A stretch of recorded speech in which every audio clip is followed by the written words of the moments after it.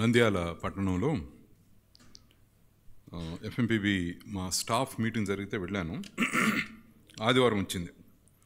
ఆదివారం ఒక 2 సిఎస్ఐ సంఘాల్లో, సిఎస్ఐ తెలుసా, church of south India, 2 CSI సంఘాల్లో ఆరాధనలో నేను మాట్లాడాను.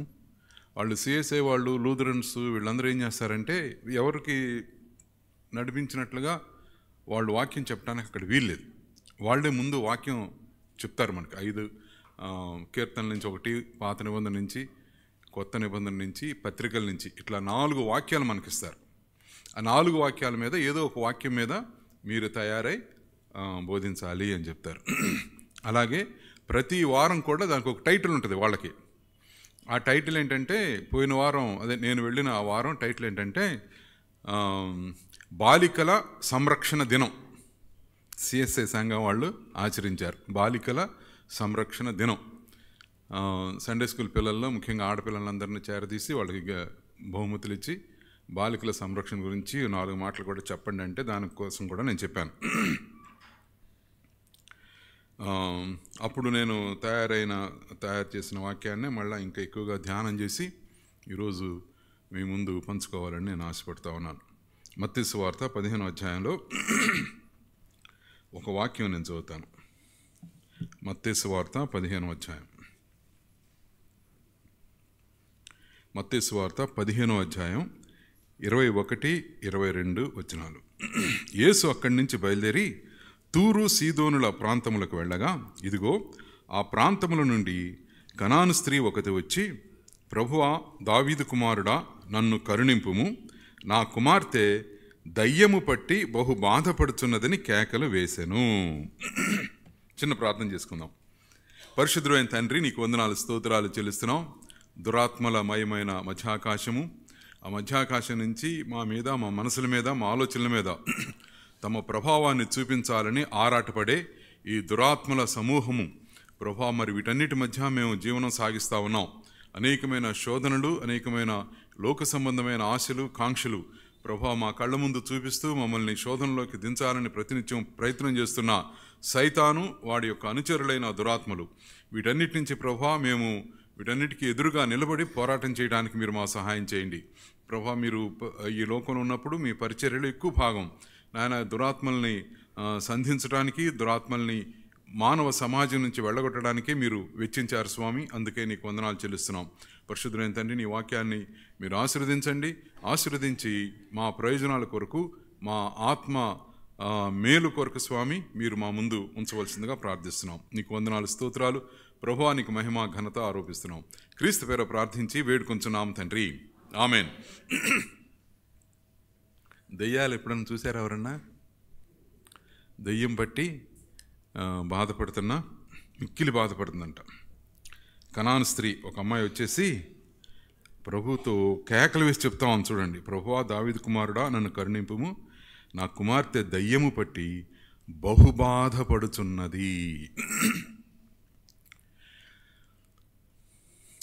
ఊరికే సరదాకి చెప్తున్నాను, మీరందరూ కొంచెం నవ్వుకోవాలని.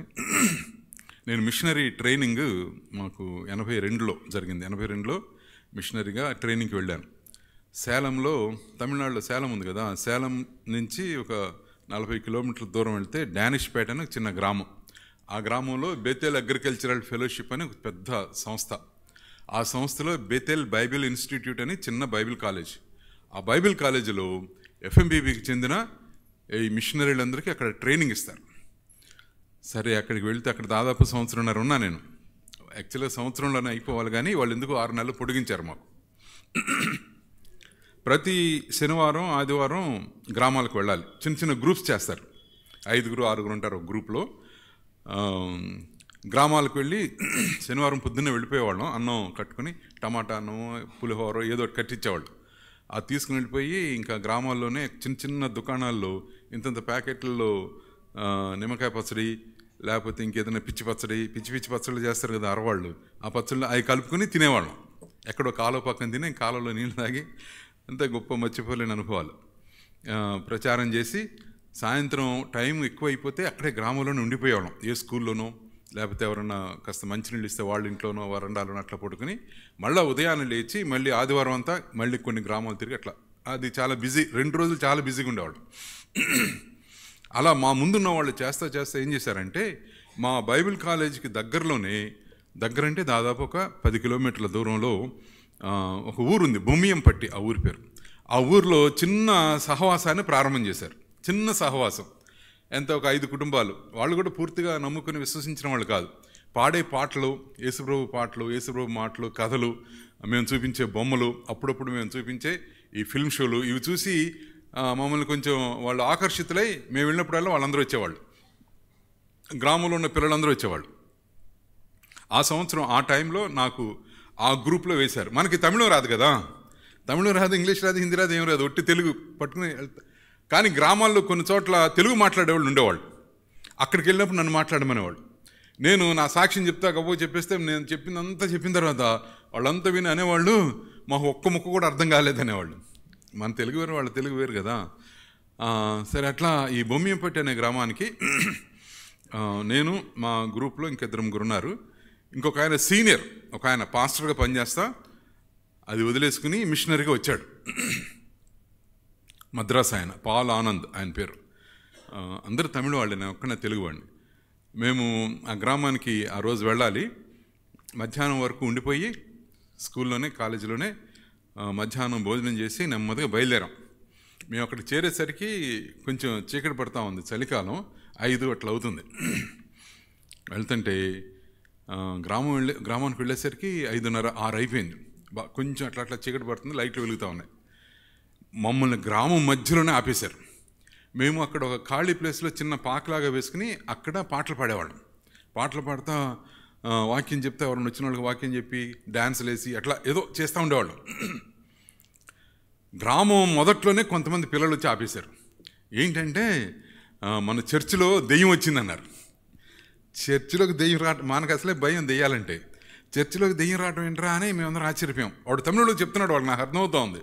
దెయ్యం వచ్చి కూర్చుంది, కుర్చీలో కూర్చుంది, మీరేం చేస్తారు, మీకోసం అందరు చూస్తున్నారు, యేసుప్రభు దెయ్యాలను వెళ్ళగొట్టాడని చెప్పారు కదా, మీ యేసుప్రభు ఇప్పుడు దెయ్యాలను వెళ్ళగొడతాడని అందరు గ్రామంతో వచ్చింది, రండి అని పిలుస్తున్నారు. అంటే ఈ పాల్ ఆనంద్ అని ఆయన ఆల్రెడీ పాస్టర్ ఉన్నాడు కదా, ఆయనకు ఉత్సాహం వచ్చేసింది. రండి బ్రదర్ అని వెళ్తుంటే మేము 4-5 కుర్రగాళ్ళం, మేము నెమ్మదిగా నడుస్తున్నాం. వెనకాల నడుస్తున్నాం, ఆయన వెనకాల. ఆయన అంటే ఏలేదు, దెయ్యం కదా, పోద్ది, రండి అని పిలుస్తుంటే కొంచెం గుండె ధైర్యం ఉన్నవాళ్ళు ఆయన పక్కన వెళ్తున్నారు. మేము వెనకాల ఇదేంట్రా బాబు, మనకి ఏదో పాట పాడి యేసుప్రభు గురించి చెప్పి వెళ్దామంటే చర్చిలోకి దెయ్యం రావటం ఏంట్రా, ఎట్లా వచ్చింది అనుకుని అట్లా వెళ్ళాం. మొత్తం గ్రామం అంతా దాదాపు అక్కడే ఉంది. నవ్వుతున్నారు, ఏడుస్తున్నారు, చెప్పుకుంటున్నారు, మాటలు చెప్పుకుంటున్నారు. ఇదిగో మిషనరీలు వచ్చేసారు, బేతేల్ నుంచి వచ్చారు, వీళ్ళు ఇప్పుడు ఏం చేస్తారు చూద్దాం. అందరూ వచ్చేస్తాయి. లోపల ఎవరు లేరు, ఆ పాక కింద అదంతా ఓపెన్, అటువైపు ఓపెన్, ఇటువైపు ఓపెన్, ఇట్లా ఉంటుందన్నమాట. ఇంకా మేము వెళ్ళేసరికి నా అంత ఎత్తుంది ఒక ఆవిడ, నాకంటే కొంచెం ఎత్తే అనుకుంటా.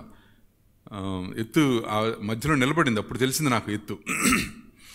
చాలా లావుగుండి, ఎర్రగా పండిపోయి అట్లా ఉండి, జుట్టు ఇక్కడ మోకాళ్ళ దాకా ఉంది, అట్లా విరబోసుకుని పెద్ద పెద్ద బొట్లు పెట్టేసుకుని, నిజంగా దెయ్యంలాగానే ఉంది, బొట్లు పెట్టేసుకుని కళ్ళు ఎర్రగైపోయి కనకనలాడుతూ అట్లా. మేము వెళ్ళినప్పుడు వాళ్ళు ఏదో కుర్చీ తీసుకొచ్చి చేస్తారు కదా, ఆ కుర్చీలో మధ్యలో కూర్చుంది, చర్చి మధ్యలో. ఇంకా లోపలికి వెళ్ళాక మేము మళ్ళీ ఆయన వెనకాల చేరాం, పాల్ ఆనందన్ గారి వెనకాల. అన్నాడు, brother don't worry brother, don't be afraid, నేను ప్రార్థన చేయబోతున్నా, చూడండి దెయ్యం వెళ్ళిపోద్ది అని వాళ్ళకు కూడా చెప్తున్నాడు, వచ్చిన వాళ్ళకి కూడా.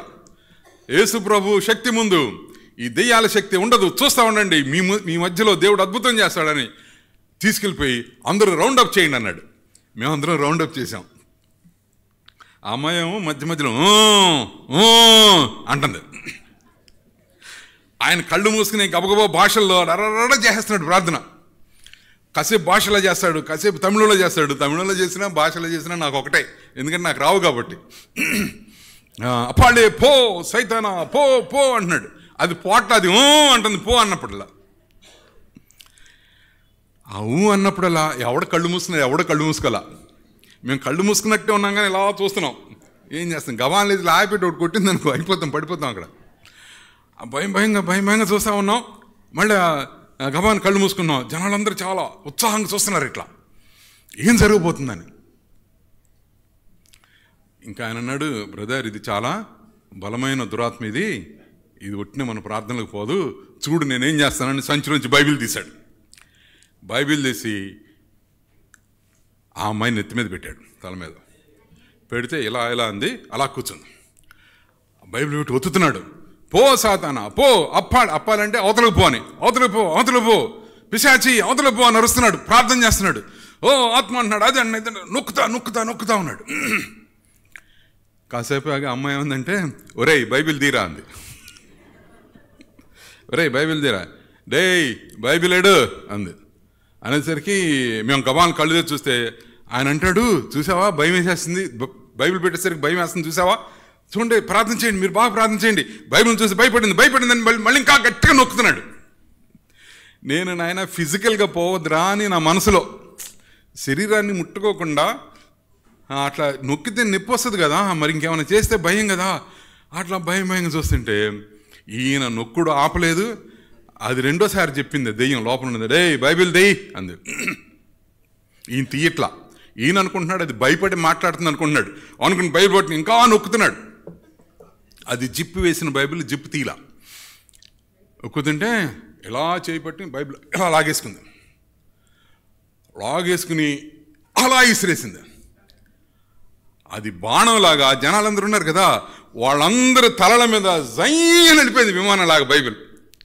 వెళ్ళిపోయి దాదాపు ఒక 200 గజాల దూరంలో పొలాల్లో డమాలను పడింది. పడేసరికి మా పాస్టర్ గారు, బ్రదర్ మీరు కొనసాగించండి నేను బైబిల్ తెచ్చుకుంటానని అక్కడి నుంచి గబగబా వెళ్ళిపోయాడు. మేము ఎక్కడ కొనసాగిస్తాం, మేము భయంతో టారెత్తి కాళ్ళు వణుకుతున్నాయి కదా, మేమన్నా అన్న మనందరం కలిసి చేద్దాం రెండు అని మేము కూడా ఆయన వెనకాల పరిగెత్తాం. జనాలందరూ చప్పట్లు కొడుతుంటే ఆ చప్పట్ల మధ్యలోంచి మేము కూడా ఆయన వెనకాల దూసుకుపోయాం. పొలాల్లోకి వెళ్ళిపోయి ఆయన చాలా వెతుకుతూ ఉన్నాడు, టార్చ్ లైట్ తెచ్చుకుని ఇలా బైబిల్ వెతుకుతూ ఉన్నాడు. మేము కూడా వెళ్ళి ఏంటి వెతుకుతా ఉందండి, అంత ప్రార్థన చేస్తా, అంతమంది చూస్తాం, దాదాపు అరగంట సేపు పోరాటం చేసిన తర్వాత బైబిల్ వెళ్ళిపోయిందని చెప్పి బైబిల్ కోసం పారిపోయి వచ్చేవేంటని అడిగితే ఆయన అన్నాడు, ఆ రోజు మాకు ఎలవెన్స్ వచ్చింది, ఆ రోజుల్లో నెలకి 40 రూపాయలు నాకు ఎలవెన్స్, ఫ్యామిలీ అయితే 80 రూపాయలు, ఆయన ఫ్యామిలీ కాబట్టి ఆయనకి 80 రూపాయలు ఎలవెన్స్ వచ్చింది ఎఫ్ఎంపీబీ నుంచి. ఆ ఎలవెన్స్ బైబిల్లో పెట్టుకున్నాడు. ఆయన అన్నాడు, ఒరే డబ్బులు ఉన్నాయి రా బైబిల్లో అన్నాడు, అందుకే పరిగెత్తుకొచ్చానన్నాడు. సరే అందరూ వెతికితే ఎక్కడో దొరికింది బైబిల్, తీసి చక్క అటు ఇటు దులిపి సరే పదండి వెళ్దాం అన్నాడు. ఎక్కడికంటే చర్చి దగ్గరికి ఉన్నాడు. ఒరే నాయన చాలే పద ఇంటికి పోదామని అక్కడి నుంచి ఇంటికి వచ్చేసాము. దెయ్యం ఎట్లా తనని ప్రత్యక్షపరుచుకుంటుందంటే మేనిఫెస్టేషన్ అంటాం ఇంగ్లీష్లో. మేనిఫెస్టేషన్ అంటే దేవుడు హీ మేనిఫెస్టెడ్ హిమ్సెల్ఫ్, దేవుడు తను తాను ప్రత్యక్షపరుచుకున్నాడు. ఎట్లా ప్రత్యక్షపరుచుకున్నాడు? యేసుక్రీస్తు ద్వారా తనను తాను దాన్ని మేనిఫెస్టేషన్ అంటాం. దురాత్మ మేనిఫెస్టేషన్ కూడా ఉంటుంది, అది 2 రకాలుగా ఉంటుంది. దురాత్మ మేనిఫెస్టేషన్ 2 రకాలుగా ఉంటుంది. మొదటి దాన్ని క్లాసికల్ మేనిఫెస్టేషన్ అంటే ఇట్లాంటిది ఇప్పుడు నేను చెప్పిన సంఘటన చూసారా, ఊగిపోతా ఊ అంటారే అదనమాట. ఈ గెరాసేనుల దేశం ఉంది చూసారా, గెరాసేనుల దేశంలో ప్రభువారు పడవ దిగి వెళ్ళగానే సమాధుల్లో ఒకడున్నాడు, రెడీగా ఉన్నాడు ప్రభు కోసం. అది క్లాసికల్ మేనిఫెస్టేషన్, సరళమైన సహజమైన ప్రత్యక్షత. దురాత్మ తను తాను ప్రత్యక్షపరచుకుంటా ఉంది. మాట అడిగితే చెప్పేస్తా ఉంది, నీ పేరేంటంటే నా పేరు సేన, మేము అనేకులం అని చెప్తా ఉంది. మరి వీడిని వదిలిపెట్టి వెళ్ళండి అంటే వదిలిపెట్టి ఎక్కడికి వెళ్తామయ్యా, ఇగో పందులు ఉన్నాయి కదా పందులోకి పొమ్మనండి. సరే పొండంటే వెళ్ళి పందులో దూరి వెళ్ళిపోయి ఆ పందులన్నీ సముద్రంలో పడిపోయి చచ్చిపోయినాయి. క్లాసికల్ సహజమైన సరళమైన ప్రత్యక్షత. ఆ దెయ్యం సమస్య ఏంటి? గెరాసేనుల దేశంలో కానీ లేకపోతే ఈ పిల్ల దెయ్యంతో బహు బాధపడుతుంది కదా, ఈ పిల్ల సమస్య కానీ ఆ బొమ్మియం పట్టి అనే గ్రామంలో ఉన్న ఆ పట్టిన దెయ్యం ఆ దురాత్మ సమస్య కానీ ఏంటంటే ప్రభు రావడానికి వీల్లేదు, ప్రభు ఈ గ్రామంలోకి రావడానికి వీల్లేదు, ప్రభు ఈ వ్యక్తి హృదయంలోకి రావడానికి వీల్లేదు. అందుకే గెరాసేనుల దేశం నాతో నీకేం పని పో అన్నాడు. వాడిలో ఉన్న దురాత్మ మాట్లాడతాను. చాలామంది చాలా దురాత్మలు ఉన్నాయి, సేన అనేకులు, లెక్కలేదు, అంత అనేకులైన ఆ దురాత్మలు ఆ వ్యక్తి మనసులోకి వెళ్ళిపోయి ప్రభుని రావద్దు అని చెప్తాం. ఇది క్లాసికల్ మేనిఫెస్టేషన్. వీళ్ళు చాలా ఇట్లా ఇదేం పట్టిన వాళ్ళు ఎదిరిస్తారు దేవుణ్ణి, కానీ అట్లా డైరెక్ట్గా ఎదిరిస్తారు. డైరెక్ట్ అటాక్ అనుకుందాం. రెండవ మేనిఫెస్టేషన్ ఏంటంటే కాంప్లెక్స్ మేనిఫెస్టేషన్. కాంప్లెక్స్ అంటే అయోమయమైన ఒకలాంటి ఒక విమర్శనాత్మక అందామా, లేకపోతే ఎట్లా కాంప్లెక్స్, అనేక రకాలైన కారణాలు అందులో ఉంటాయి. వీళ్ళు కూడా, ఈ దురాత్మ పట్టిన వాళ్ళు కూడా కాంప్లెక్స్ తామును ఎట్లా ప్రత్యక్షపరుచుకుంటారంటే వాళ్ళు కూడా ప్రభువుని రానివ్వరు. అది మీరు గుర్తుపెట్టుకోండి. ప్రభువుని ఎవరైతే రానివ్వడం లేదో వాళ్ళందరూ కూడా దురాత్మ పట్టిన వాళ్లే. ఈ గెరాసేనుల దేశంలో మీరు చాలా జాగ్రత్తగా మీరు దాన్ని ధ్యానం చేస్తే, ఒక ప్రక్కేమో వాడు సమాధుల్లో ఉండి నువ్వు రావద్దు అన్నాడు. తర్వాత వచ్చి వాడిని బాగు చేసిన తర్వాత ఈ పందులన్నీ సర్వనాశనం అయిపోయిన తర్వాత ఊరి పెద్దలు వచ్చారు. చక్కగా పంచెలు కట్టుకుని, చక్కగా మంచి మంచి సిల్క్ చొక్కాలు కట్టుకుని మర్యాదస్తులు, సర్పంచ్ గారు, పెద్దలు, ముఖ్యులు వాళ్ళందరూ వచ్చేసారు. అందులో మాస్టర్లు ఉన్నారు, టీచర్స్ ఉన్నారు. వాళ్ళందరూ వచ్చి ప్రభుని ఏమడిగారో తెలుసా? ప్రభుని ఏమడిగారంటే, మీరు దయచేసి మా ఊర్లోంచి వెళ్ళిపోండి అన్నారు. అక్కడ దురాత్మ చేసిందే ఇక్కడ చేశారు, కాకపోతే వీళ్ళు మర్యాదగా చేశారు. ప్రభువుని అడ్డుకునేవాడు, సువార్తను అడ్డుకునే ప్రతి ఒక్కడిలో కూడా దురాత్మ ఉన్నది. ఆర్ఎస్ఎస్ వాడే కానివ్వండి, ఇంకెవరైనా కానివ్వండి, గ్రామాల్లోకి సువార్త రాకుండా అడ్డుకునే ప్రతివాడు కూడా యేసు ప్రభువు ఈ గ్రామంలో అడుగు పెట్టడానికి వీల్లేదు అనే ప్రతి వాడిలో కూడా దురాత్మ ఉన్నది. కాకపోతే ఆ మేనిఫెస్టేషన్, ఆ ప్రత్యక్షపరచుకోవడం అనేది కాంప్లెక్స్, మనకు అర్థం కాదు. మనం అనుకుంటాం వాడి సిద్ధాంతాలు అనుకుంటాం, హైందవ సిద్ధాంతాలు, లేకపోతే ఈ ఆర్ఎస్ఎస్ సిద్ధాంతాలు, గోల్వాల్కర్.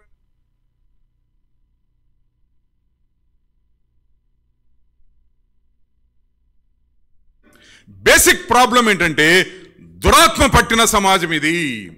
యేసుక్రీస్తుని తిరస్కరించే సమాజము దురాత్మ పట్టిన సమాజము. ఈ దురాత్మలన్నీ ఎక్కడి నుంచి వస్తాయి? మధ్యాకాశంలో నుంచి వస్తాయి. మధ్యాకాశంలో ఉన్న ఈ దురాత్మలన్నిటికీ అధిపతి అసలు పెద్దాడు సైతాను. వాడు ఈ దురాత్మల్ని ప్రయోగిస్తూ ఉంటాడు ఈ దేశం మీదకి, ఈ లోకం మీదకి. వాళ్ళు వచ్చి చిన్నాభిన్నం చేయడం, ఏది సత్యమో దాన్ని అసత్యంగా మార్చడం, ఏది వాక్యానుసారమో అది వాక్యానుసారం కాదని చెప్పడం, వాక్యాన్ని విభిన్నమైన రీతిలో వాక్యాన్ని వక్రీకరించి బోధించడం, వీటన్నిటి వెనకాల దురాత్మ యొక్క ప్రత్యక్షత ఉన్నది. అందుకే చాలా జాగ్రత్తగా ఉండాలి. ఎప్పుడన్నా బైబిల్ నాకు వద్దంటే దురాత్మ పనిచేస్తున్నాడని అర్థం. జాగ్రత్తగా ఉండండి. లోకమంతా కూడా దురాత్మ శక్తులతో నిండిపోయి ఉంది. ఈ మనకు కనిపించని ఈ లోకంలో, మన కళ్ళకు కనిపించని ఆత్మ సంబంధమైన లోకంలో పరిశుద్ధాత్మ శక్తులకి, ఈ దురాత్మ శక్తులకి ఎప్పుడూ కూడా పోరాటం నడుస్తూనే ఉంది. ఈ పోరాటం త్వరలోనే ఎండ్ అవబోతూ ఉంది. ప్రభు వచ్చినప్పుడు ఈ పోరాటం ఆగిపోద్ది. దురాత్మలన్నీ మళ్ళీ కట్టకట్టుకుని నరకంలోకి వెళ్ళిపోతాయి. వాటి కోసం సృష్టించిన నరకంలోకి దురాత్మలన్నీ వెళ్ళిపోతాయి.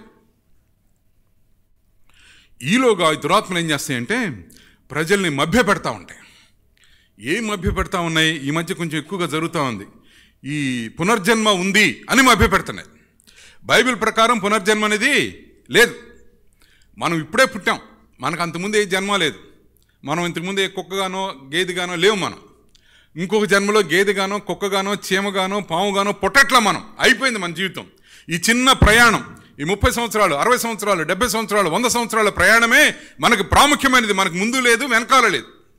ఈ పునర్జన్మ సిద్ధాంతం మీదే కర్మ సిద్ధాంతం వచ్చేసింది. ఈ కర్మ సిద్ధాంతంలో ఒకసారి చిక్కుకున్న తర్వాత ఈ పరిభ్రమణం, చనిపోవటం, బ్రతకడం, చనిపోవటం, పుట్టడం, దీని మీద ఈ సిద్ధాంతం అంతా నడుస్తూ ఉంది. దీని వెనకాల ఎంత భయంకరమైన సైతాను, దురాత్మల శక్తి ఉందో చెప్పడానికి వీళ్ళు. జార్ఖండ్లో ఒక కుర్రాడు, వాడికి 8 ఏళ్ళు. వాడికి గబాన్ అన్నాడు, మీరు నా కుటుంబం కాదు, నా కుటుంబం యూపీలో ఉంది అన్నాడు. యూపీలో ఎక్కడుందంటే యూపీలో పలానా గ్రామంలో ఉంది అన్నాడు. ఆ గ్రామం పేరు కూడా చెప్పేస్తున్నాడు వాడు. అసలు యూపీ అంటే ఏంటో తెలియదు ఆ వయసులో ఉన్నవాడికి. లక్నో తెలియదు, కాన్పూర్ తెలియదు. అలాంటి వాడు ఎక్కడో మారుమూల ఉన్న ఒక గ్రామం పేరు చెప్పేశాడు. తల్లిదండ్రులు ఆశ్చర్యపోయారు, చుట్టుపక్కల ఉన్న వాళ్ళు ఆశ్చర్యపోయారు. ఏంట్రా ఆ గ్రామం ఎక్కడుందంటే పలానా చోటు ఉంది, ఆ గ్రామానికి వెళ్ళాలంటే పలానా ట్రైన్కి వెళ్ళాలి, పలానా బస్సు ఎక్కి వెళ్ళాలని 8 సంవత్సరాలు కుర్రాడు చెప్పేస్తున్నాడు. అక్కడ ఎవరున్నారంటే నా భార్య ఇంకా బతికే ఉంది, అక్కడ నాకు పిల్లలు ఉన్నారండి. అంటే వాడిని పట్టుకుని తీసుకెళ్తే వాడు అక్కడ పొలంలో పనిచేస్తున్న అమ్మాయిని పిలిచి, నువ్వు నా భార్య పూర్వజన్మలో, నా పిల్లలు ఎక్కడున్నారు, నా తల్లిదండ్రులు ఏమయ్యారు, తల్లిదండ్రులు చచ్చిపోయారా ఉన్నారా అని అడుగుతూ ఉన్నాడు. ఆ అమ్మాయి బెంబేలెత్తిపోయి, ఇదేంట్రా నువ్వు అంటే, వీడు ఆ అమ్మాయికి జరిగిన విషయాలన్నీ చెప్తా ఉన్నాడు. మనం ఫస్ట్ పెళ్ళైనప్పుడు పలానా చోటుకి వెళ్ళాం కదా, అప్పుడు నేను నిన్ను తిట్టాను కదా, ఈ మాట అన్నాను కదా, ఇవన్నీ చెప్తా ఉన్నాడు అమ్మాయికి.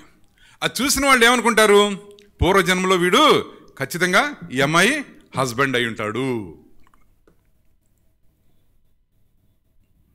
ఎవరు కల్పిస్తున్నారు ఈ భ్రమను ఎవరు కల్పిస్తున్నారు? ఎందుకు ఇది మనం తప్పంటున్నాం? ఎందుకంటే అది వాక్యానుసారం కాదు. వాక్యానుసారం ఏంటంటే, మనం పుట్టాం, జీవించాం, యేసు ప్రభువుని నమ్ముకున్నాం, పరలోకానికి వెళ్ళిపోతాం. ఇంతే మన జీవితం. ఇంతకు ముందు లేదు, దీని తర్వాత లేదు. ఇంతకుముందు ఉన్నాం, మనం తల్లి గర్భంలోకి రావడానికి ఉన్నాం కానీ ఎక్కడున్నాం?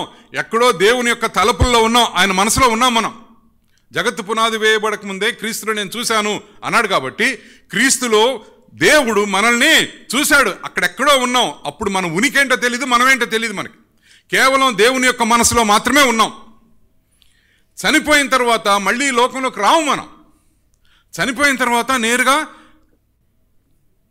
యేసు ప్రభుని సొంత రక్షకుడుగా అంగీకరించకుండా ఇక్కడ కూర్చున్న వాళ్ళు అట్లాగే జీవించేస్తే చచ్చిపోయేదాకా, చచ్చిపోయిన తర్వాత మీరు నరకానికి వెళ్తారు. యేసు ప్రభుని సొంత రక్షకుడిగా అంగీకరించి ఆయన్ని పూజించేవాళ్ళు, ఆరాధించేవాళ్ళు పరలోకానికి వెళ్తారు. ఇంకంతే. మన డెస్టినీ ఏంటంటే ఎయిదర్ హెల్ ఆర్ హెవెన్. దీన్ని మించింది మళ్ళీ మనల్ని వెనక్కి పంపించి అట్లా ఏం చేయడు. ఈ భ్రమలన్నీ కల్పించేది ఎవరు? దురాత్మలు కల్పిస్తూ ఉన్నాయి, సైతాను కల్పిస్తూ ఉన్నాడు.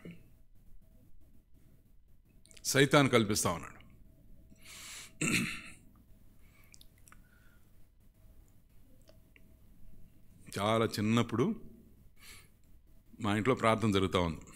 బాపట్లలో ఇమ్మానుయేల్ గారని పాస్టర్ గారు, బాప్టిస్ట్ పాస్టర్.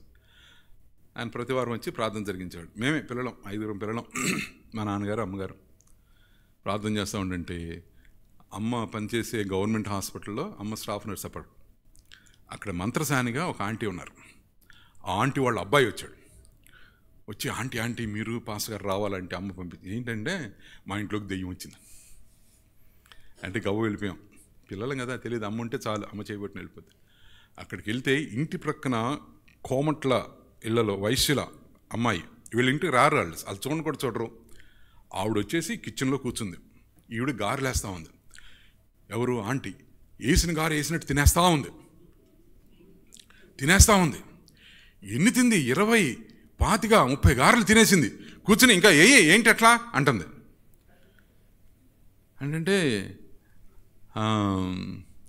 ఎవరు అంటే ఆ అమ్మాయి ఆ వీధిలోనే చచ్చిపోయిన ఇంకొక అమ్మాయి పేరు చెప్తుంది. నేను ఆ అమ్మాయిని అంటాను. ఆ అమ్మాయి గారెలంటే ఇష్టం అంట. ఆ అమ్మాయి ఆత్మహత్య చేసి చచ్చిపోయింది. ఇప్పుడు ఆ దయ్యం వచ్చి ఇందులో ఏమో దూరింది. ఏంటి కథలో? అప్పుడు ప్రార్థన చేస్తే వెళ్ళిపోయింది. ఆమె గబాలను లేచి, ఏంటి నేను ఎక్కడున్నానేంటి, వీళ్ళు క్రిస్టియన్స్, వీళ్ళ ఇంట్లో నేనున్నానేంటి అంటుంది. తల్లి ఉండటమే కాదమ్మా, నా పిల్లల కోసం చేసిన గారెలని తిన్నావు, పో అని తరివింది ఆంటీ. చెప్పుకోవటం ఏంటి? పలానా ఆవిడ చచ్చిపోయింది కదా, ఆవిడ గారెలు ఇష్టం కదా, ఆవిడ గారెలు తినాలని ఆవిడ ఆత్మ దెయ్యంలాగా వచ్చి ఈవిళ్ళలో దూరిందని చెప్పుకున్నారు. అది వాక్యానుసారం కాదు. ఆత్మ తను దయచేసిన దేవుని దగ్గరికి వెళ్ళిపోతుంది. దేవుడు ఏం చేస్తాడంటే, ఈ ఒకవేళ దురాత్మలు అనేవి పనిచేస్తూ ఉంటే, దేవుడు పోరాటం చేసే దురాత్మలు మనుషుల ఆత్మలు కాదు, అవి దేవదూతల ఆత్మలు. లూసిఫర్తో పాటు బయటకు వచ్చేసారు, చూసారా దేవదూతల సమూహం. ఆ సమూహంలో ఉన్న వాళ్ళనే మనం దురాత్మలు అంటున్నాం. ప్రభువు అన్ని దెయ్యాలని పట్టిన వాళ్ళని బాగు చేశాడు, కానీ ప్రభు ఎవరిని, నువ్వెవరివి, నీకు జన్మ ఉందా, వచ్చే జన్మ ఏం అడగలా. ప్రభువు శత్రువుగా చూశాడు. సరే, ఈ అమ్మాయి కంట ఈ పాపకి దురాత్మ పట్టి బహుగా బాధపడుతుంది. ప్రభువు మొట్టమొదటిసారి ఈ పాలస్తీనా దేశాన్ని దాటి బయటికి వెళ్ళాడు. పాలస్తీనా దేశం అంటే యూదయ ప్రాంతము, గలిలయ ప్రాంతము, సమరయ ప్రాంతం. ఈ 3 ప్రాంతాల్లో ప్రభు పర్యటన చేశాడు. సమరయ ప్రాంతానికి 2-3 సార్లు వెళ్ళి ఉంటాడు. గలిలయ ప్రాంతంలో ఎక్కువగా పర్యటన చేశాడు. యూదయ ప్రాంతంలో ఎక్కువగా పర్యటన చేశాడు. కాలినడకే కదా, ఎక్కడికి వెళ్ళినా నడుచుకుంటా ఆ ఊరు ఈ ఊరు తిరిగేవాడు. మొట్టమొదటిసారి పాలస్తీనా దేశం అంటే యూదులుండే ప్రాంతాన్ని దాటి తూరు ప్రాంతానికి వెళ్ళాడు. తూరు ప్రాంతం, ఈ తూరు ప్రాంతంలో జరిగిన ఈ సంఘటన. తూరు ప్రాంతం అంటే గ్రీకు దేశస్థులు, గ్రీసు వాళ్ళు ఉండే ప్రాంతం అది. అది కూడా అంతా రోమా ప్రభుత్వం కిందే ఉంది కదా. అక్కడికి వెళ్ళి ఈ భాగమంతా కూడా చాలా ప్రజలు చాలా తప్పుగా అర్థం చేసుకుంటారు. ప్రభు చివరిలో ఏమన్నాడంటే కుక్క పిల్లలకు వేయటం యుక్తం కాదన్నాడు కదా. ఆ వాక్యం చూసి బ్లడ్ బాయిల్ అయిపోతూ ఉంటుంది మన శత్రువులకి. యేసుక్రీస్తు ఒక స్త్రీని పట్టుకుని కుక్క అన్నాడు. బైబిల్ని ధ్యానం చేసే విధానం వేరుగా ఉంటుంది. ధ్యానం కాదు కానీ అధ్యయనం చేసే విధానం. బైబిల్ని అధ్యయనం చేసేటప్పుడు ప్రభువు ఏ మాట అన్నా కూడా, ఇంకే శిష్యుడు ఏ మాట అన్నా కూడా, పౌలు ఏ మాట అన్నా కూడా, ఇంకెవ్వరు ఏ మాట అన్నా కూడా దాన్ని ఏ కాంటెక్స్ట్లో చూడాలంటే, ఏ సందర్భంలో చూడాలంటే ఈ బైబిల్ యొక్క మొత్తం ఉద్దేశం, అసలు బైబిల్లో ఉన్న మొత్తం ఉద్దేశం ఏంటి, ఆ ఉద్దేశపు వెలుగులో చూడాలి ఏ మాట అయినా సరే. ఆ ఉద్దేశం నుంచి బైబిల్లో ఉన్న ఉద్దేశం ఏంటి? దేవుడు తన కుమారుడు, అద్వితీయ కుమారుడు యేసుప్రభుని లోకానికి పంపించాడు. యేసుప్రభు ద్వారా రక్షణ వస్తుంది. ఎవరికి వస్తుంది? సమస్త లోకానికి రక్షణే. సమస్త లోకానికి రక్షణ వస్తుంది. ఆ ఉద్దేశంలో నుంచి, ఆ కాంటెక్స్లో నుంచి ప్రతి వాక్యాన్ని మనం చదవాలి. అలా చదవకపోతే దాన్ని మనం విభజించి చదివితే బిబ్లికల్ కాంటెక్స్ట్కి, బైబిల్లో ఉన్న సందర్భానికి, బైబిల్ నేపథ్యానికి సంబంధం లేకుండా, దానికి మన అన్వయం చేయకుండా ఏదన్నా వాక్యాన్ని చదివితే మనకు చాలా విభిన్నమైన అర్థాలు వస్తాయి, పిచ్చి పిచ్చి అర్థాలు వస్తాయి. అదే దుష్ట బోధకి, దుర్బోధకి కారణాలు అవుతాయి. ఏ వాక్యం తీసుకున్నా సరే ఇది దేవుని యొక్క రక్షణ ప్రణాళికకి అనుకూలంగా ఉందా, దేవుని యొక్క రక్షణ ప్రణాళికకి అనుకూలంగా ఉండేట్టుగా మనం దాన్ని అన్వయం చేసి అర్థం చేసుకోవడానికి ప్రయత్నం చేయాలి. ప్రభు కుక్క పిల్లలకు వేయడం సాధ్యం కాదని ఆ స్త్రీని ఎందుకంటాడు ప్రభు? ఒకసారి ఆలోచించండి. ఎందుకంటాడు? అసలు తూరు సీదోను ప్రాంతానికి ఎందుకు వెళ్ళాడు ఆయన? తూరు సీదోను ప్రాంతానికి ఎందుకు వెళ్ళాడు? ఆయన అన్నాడు, ఆ పైన నేను యూదులకు మాత్రమే సేవ చేయడానికి వచ్చానంటాడు కదా. అన్నాడా? ఇశ్రాయేలు ఇంటి వారై 24 వచనం, నశించిన గొర్రెల యొద్దకే గాని మరి ఎవరి యొద్దకును నేను పంపబడలేదనను. ఇది ఎట్లా అర్థం చేసుకుంటాం? మన కోసం రాలేదైనా? ఇది ఎట్లా అర్థం? మళ్ళీ ఇదే సిద్ధాంతం ఏంటంటే పూర్తి నేపథ్యము, పూర్తి దేవుని వాక్య నేపథ్యము, దేవుని వాక్యం యొక్క ఆ ఉద్దేశంలోనే దీన్ని మనం పెట్టాలి, పైనుంచి చూడాలి. దేవుడు అబ్రహాముని ఎందుకు అనుకున్నాడు? ఇస్సాకుని ఎందుకు అనుకున్నాడు? యాకోబుని ఎందుకు అనుకున్నాడు? ఆ కాలంలో ఇంకా ఇతర వాళ్ళు ఎవరు లేరు. అసలు యోబు లేడా? అబ్రహాము కాలంలో జీవించిన యోబున్నాడు కదా. యోబు కంటే యథార్థవర్తనుడు, నీతిమంతుడు, యోబు కంటే దేవుని యందు భయభక్తులు కలిగిన వాడు అబ్రహాం కూడా లేడు కదా. అట్లా యోబుని ఎందుకు ఎన్నుకోలేదు దేవుడు? ఎందుకు ఎన్నుకోలేదంటే అది ఆయన చిత్తం. అది ఆయన అబ్రహాంని అనుకున్నాడు.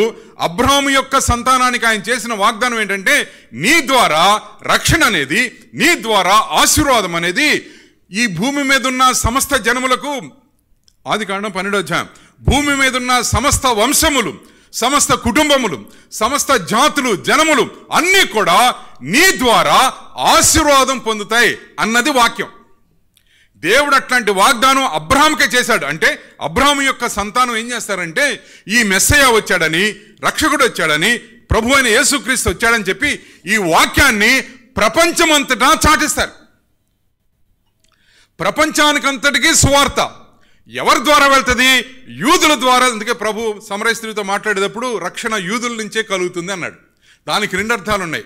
ఏంటంటే యూదుడుగా నేను వచ్చాను కాబట్టి నా ద్వారా రక్షణ, తర్వాత నా ద్వారా రక్షణ పొందిన యూదులు ప్రపంచమంతటా వెళ్ళిపోయి సువార్త ప్రకటిస్తారని. అది జరగల, కొంతవరకే జరిగింది, అపోస్తలుల వరకే జరిగింది. అపోస్తలు యూదులు వాళ్ళు వెళ్ళి సువార్త చాటించిన తర్వాత ఈ యూదా సమాజం అనేది దేవుని రాజ్యానికి, దేవుని యొక్క ప్రణాళికలకి చాలా అడ్డుబండలుగా మిగిలి ఉన్న యూదులు అపోస్తలుల ద్వారా సువార్తను స్వీకరించిన అన్యజనులు వాళ్ళు సువార్త సేవ ప్రారంభం చేశారు.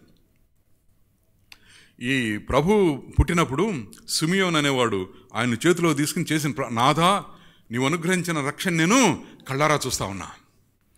సకల జనులకు అంటాడు, సకల జనులకు, సకల భూజనులకు, భూమిలో ఉన్న వాళ్ళందరికీ రక్షణ ఈయనే, ఈ బిడ్డే, అది నేను చూశాను, నాకు చాలంటాడు. ఎక్కడి నుంచి వచ్చింది ఆ సకల జనులు అనే మాట?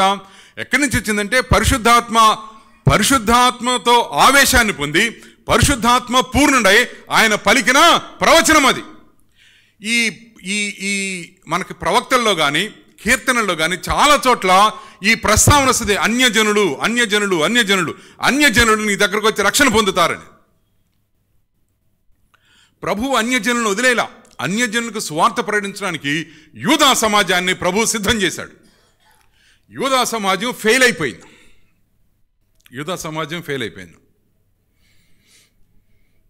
ప్రభు ఒక చోట అంటాడు, రాజ్య సంబంధులు వెలుపటికి తోసివేయబడతారు. ప్రపంచం నలుమూలల నుంచి, పడమట నుంచి, తూర్పు నుంచి, ఉత్తరం నుంచి, దక్షిణం నుంచి ప్రజలు వస్తారు, రక్షణ పొందుతారు. ఆయన యొక్క ప్రణాళిక ఏంటంటే భూమి మీద ఉన్న సమస్త ప్రజలు రక్షణ పొందాలి. వారంతా రక్షణ పొందడం కోసమే ఆయన సిలువెక్కాడు. కాబట్టి ఆ నేపథ్యంలో ఈ మాట చూడాలి. ప్రభు నేను వీళ్ళ దగ్గరికి వచ్చానని ఎందుకన్నాడంటే, నేను వీళ్ళకి చెప్తే వీళ్ళని రక్షిస్తే వీళ్ళు వెళ్ళి ప్రపంచమంతటా చెప్తారు.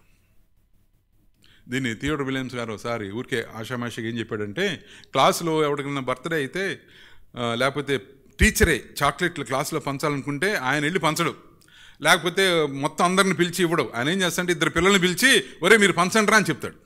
ఆ ఇద్దరు పిల్లలు వెళ్ళి ఆ స్వీట్స్ పంచుతారు, చాక్లెట్లు పంచుతారు. అలాగే యూదుల్ని దేవుడు ఎన్నుకుని యూదుల ద్వారా ఈ లోకానికి ఆశీర్వాదాన్ని, యూదుల ద్వారా ఈ లోకానికి రక్షణని ప్రచారం చేయాలని దేవుని యొక్క ఉద్దేశం, సంకల్పం. అది సగం మాత్రమే నెరవేరింది. ఆ సగం నుంచి అన్యజనులు అందుకున్నారు ఈ సువార్తని. ఎక్కడెక్కడ వాళ్ళు, సీల అనేవాడు, లూకా అనేవాడు, వీళ్ళంతా వీళ్ళు సువార్త ప్రకటన చేశారు. సరే, ఈ కుక్క వ్యవహారం ఏంటో చూద్దాం. ఆమె మొట్టమొదటి వచ్చేసి కనాను స్త్రీ ఒకటి వచ్చి, ప్రభువా దావీదు కుమారుడా నన్ను కరుణింపుము, నా కుమార్తె దెయ్యము పట్టి బహు బాధపడుచున్నదని కేకలు వేసెను. ఎవరు చెప్పారు ఈవిడికి? ప్రభు గురించి ఎవరు చెప్పారు? ప్రభు వెళ్ళడానికి ముందే ఆయన మాట వెళ్ళిపోయి ఉంటుంది. బహుశా ప్రభు వస్తున్నాడు, యేసు ప్రభు వస్తున్నాడు, దెయ్యాలను వెళ్ళగొడతా అంట, స్వస్థపరుస్తా అంట, అదంటే ఇదంటే అని. ఈయన మరి ఎందుకు వెళ్ళాడో తెలియదు. ఒకవేళ రెస్ట్ కోసం వెళ్ళుంటాడు. ఆ ముందు జరిగిన దాంట్లోనే చాలా వాగ్వివాదాలు, చాలా అలసిపోయాడు ప్రభు. ఆ ముందు జరిగిన దాంట్లోనే ప్రభు ఏం చెప్పాడంటే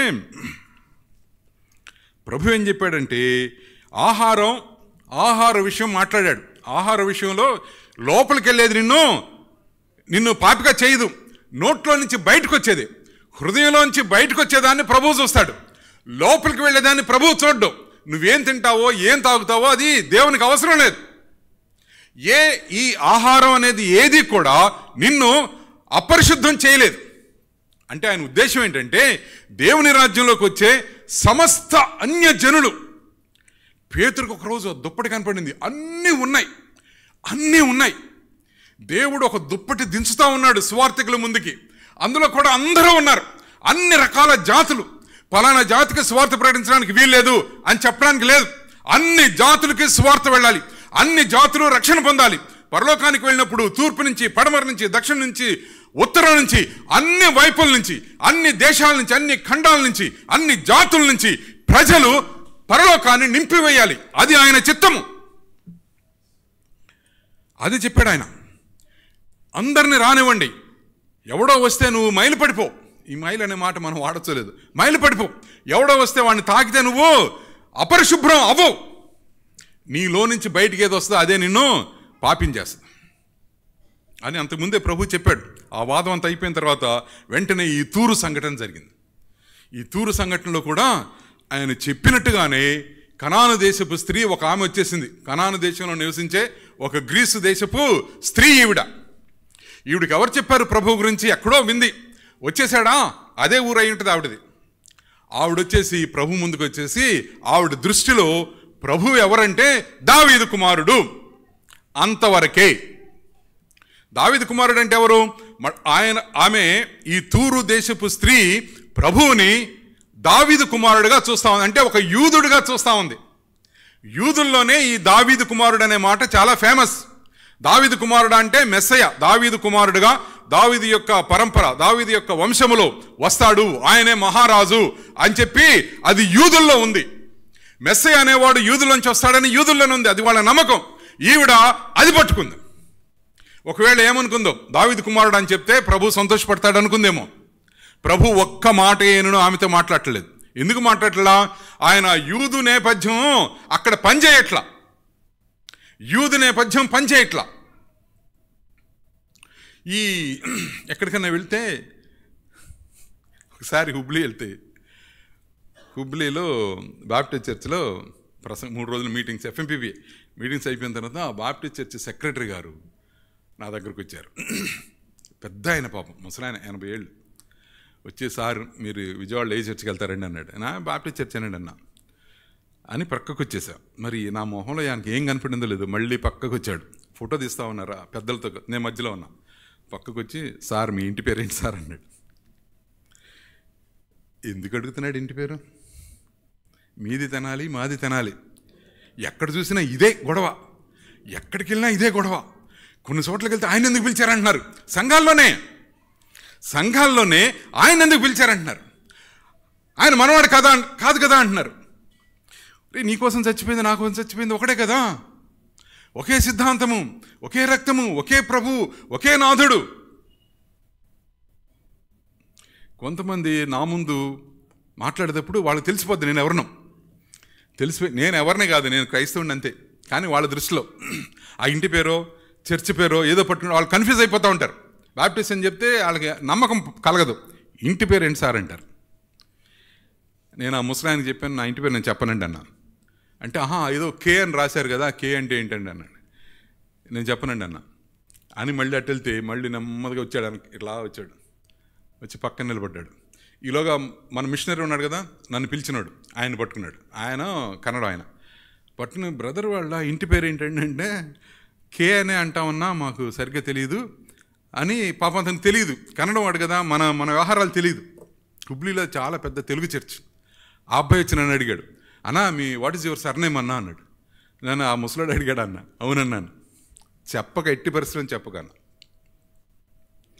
ఈవిడ ఆ పంధా ఎంచుకుంది. ఏ పంధా ఎంచుకుంది? దావీదు కుమారుడా, నువ్వు యూదుడివి, యూదుల్లోనే చాలా ప్రశస్తమైన వాడివి, నువ్వు యూదుడివి, నువ్వు దావీదు కుమారుడు అని చెప్పి ఈ ధర్మశాస్త్ర సంబంధంగాను, దావీదు సంబంధంగా, అబ్రహాం, ఇస్సాకు, యాకోబుల సంబంధంగా ఆయన్ని పోవడానికి చూస్తా ఉంది.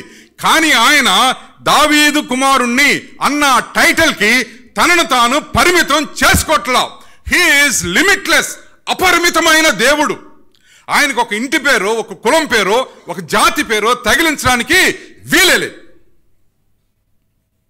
ఆ సమర స్త్రీ కూడా, నువ్వు యూదుడు అయి ఉండి నన్నెట్లా నీళ్ళెడుతున్నావు అంటే, ఆ అమ్మాయిని నేనేమనుకుంటున్నాను, ఆయన హృదయంలో చల్లగా మంచిగా ప్రేమగా మాట్లాడాడు, కానీ ఆయన హృదయంలో ఒక మంట వచ్చి ఉంటుంది. ఒక యూదుడుగా ఆయన్ని అందరూ రికగ్నైజ్ చేస్తూ ఉన్నారు. అది తప్పదే, అది కుదరదు ఆయనకి. అందుకని ఆమెతో ఒక్క మాట కూడా చెప్పలా. దావీదు కుమారుడు అంటున్నావు ఏంటి అన్నట్టుగా.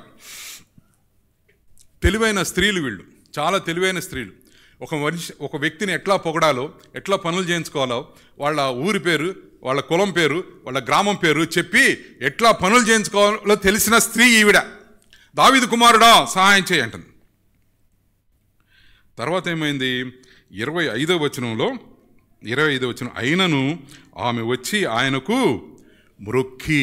ఇక్కడ దావీదు కుమారుడు లేదు, దావీదు కుమారుడు అనేది లేదు, ప్రభువా అంటుంది. అంతకుముందు కూడా ప్రభువా అంది, కానీ దావీదు కుమారుడు అని తగిలిచ్చింది.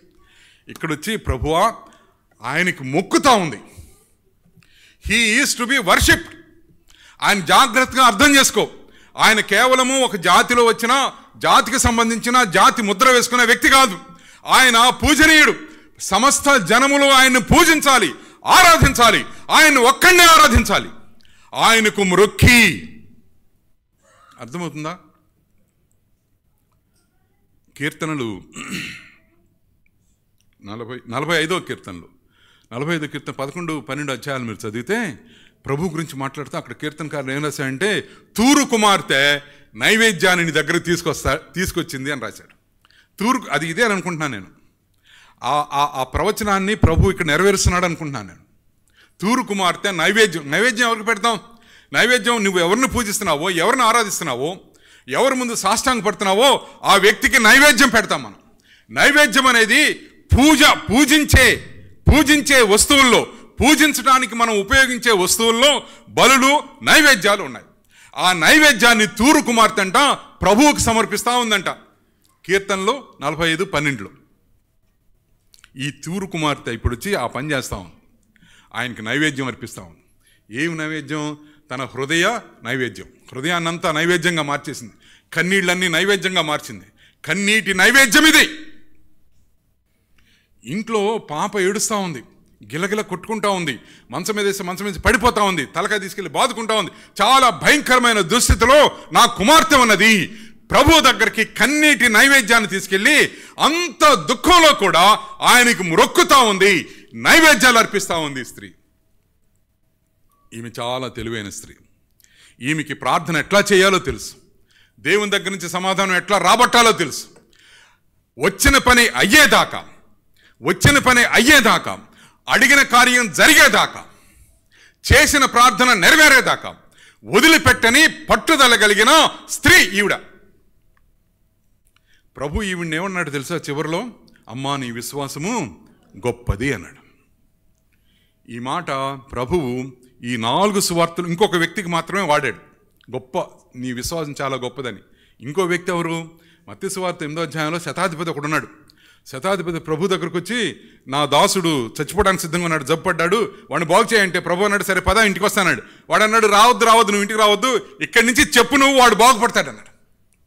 ప్రభు అన్నాడు, అదేంటంటే, వాడు అన్నాడు, నా కింద సైనికులు ఉన్నారు, ఒకరిని వెళ్తాడు, ఇంకొకరిని రమ్మంటే వస్తాడు, అలాగే స్వస్థత అనేది నీ నోట్లోంచి వస్తే అది జరుగుతుంది అని చెప్పేశాడు. అక్కడ కూడా ప్రభు ఏమన్నాడంటే, ఒక్కసారి వెనక్కి తిరిగి, ఇశ్రాయేలులో ఇట్లాంటి విశ్వాసం కలిగిన వ్యక్తిని నేను ఎక్కడా చూడలేదు.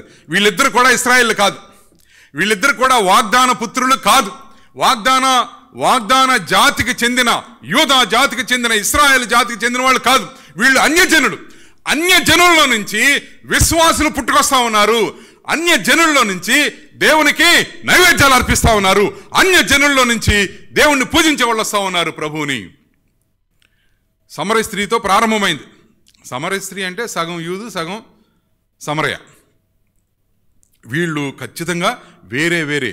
ఆ శతాధిపతి అనేవాడేమో రోమియుడు, ఈ స్త్రీ ఏమో గ్రీసు దేశస్తురాలు. బయట వాళ్ళు సువార్త వెళ్ళడం ప్రారంభమైపోయింది. ఆ సువార్త వెళ్ళడం చాలా బలమైన విశ్వాసం, లోతైన విశ్వాసం. ఈ ఇద్దరిని మాత్రమే ప్రభు ప్రశంసించాడు వాళ్ళ ఆ విశ్వాసం గురించి. తన దగ్గర ఉన్న శిష్యుల విశ్వాసం గురించి ప్రభు ఏం చెప్పాడు? అల్ప విశ్వాసులారా అన్నాడు. ఏంటి ఆవగింజంతా విశ్వాసం అంతా అన్న ఉందా మీ దగ్గర? ఎందుకు సందేహపడుతున్నారు? మీ విశ్వాసం ఏమైంది? గద్దించి వాళ్ళని తిట్టి ప్రభు చాలా నిస్పృహ చెంది, నా వెనకాల ఉంటా, ఇన్ని అద్భుతాలు చేస్తా, ఇంకా ఏంట్రా మీకు సమస్య ఏంటి? ఎందుకు విశ్వసించలేకపోతా ఉన్నారు? ఆ పేతురు అనేవాడు నీళ్ళలో దిగి నడిచినా కూడా సందేహం వచ్చేసింది. ఎందుకు సందేహపడ్డావు అని ప్రభు అడిగాడు. ఈ వాగ్దానాన్ని పొందిన ఈ జాతి విశ్వాసం లేకుండా దూరం వెళ్ళిపోతుంటే, క్రొత్తగా బయట నుంచి వస్తున్న అన్యజనులు విశ్వాసంలో వాళ్ళు ఉత్తీర్ణత సాధిస్తూ ఉన్నారు, ప్రభు చేత ప్రశంసలు పొందుతూ ఉన్నారు.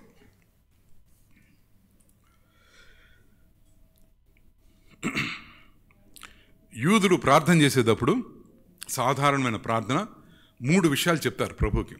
వాళ్ళు 5 సార్లు ప్రార్థన చేస్తారు బాగా భక్తిపరులు అయితే. నికోదేము లాంటి భక్తిపరులు, పరిసయ్యులు, వాళ్ళు చేసే ప్రార్థనలో 3 అంశాలు ఖచ్చితంగా ఉంటాయి. ఏంటంటే, ప్రభువా ఆయనకి స్తుతులు చెల్లిస్తా, వందనాలు చెల్లిస్తా. ప్రభువా నువ్వు నన్ను ఒక కుక్కగా పుట్టించినందుకు నీకు చాలా వందనాలు. కుక్కగా పుట్టించినందుకు వందనాలు. రెండోది వాళ్ళు ఏం చెప్తారంటే, ప్రభువా నువ్వు నన్ను ఒక స్త్రీగా పుట్టించినందుకు నీకు వందనాలు అంటారు. మూడోది వాళ్ళు ఏమంటారంటే, ప్రభువా నువ్వు నన్ను ఒక అన్యజనుడిగా పుట్టించినందుకు నీకు వందనాలు అంటారు. ఎంత అహంకారం ఉన్నది ఆ ప్రార్థనలో. అది బాగా అందరికీ తెలుసు, ఇదేదో కొత్త విషయం కాదు ప్రభు చెప్పింది.